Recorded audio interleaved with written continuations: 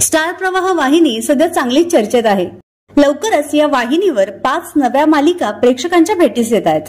यातील काही मालिकांचे प्रोमो देखील समोर आलेत। पहिली मालिका आहे उदे ग अंबे।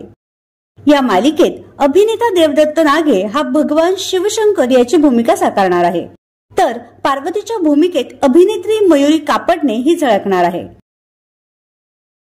तर दुसरी मालिका आहे आई आणि बाबा रिटायर होत आहेत। या मालिकेत अभिनेत्री निवेदिता सराफ आणि मंगेश कदम हे प्रमुख भूमिकेत आहेत। तिसरी मालिका आहे अभिनेत्री मृणाल दुसानीस आणि विजय आंदळकर यांची। अद्याप या मालिकेचं नाव समोर आलं नाहीये। या मालिकेत अभिनेत्री ज्ञानदा रामतीर्थकर आणि विवेक सांगळे यांची जोडी देखील दिसून येणार आहे। चौथी मालिका आहे अभिनेत्री शर्वरी जोग आणि अभिनेता अभिजित आमकर यांची।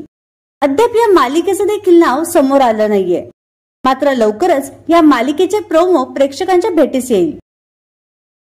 तर पाचवी मालिका आहे आता होऊ दे धिंगाणा 3।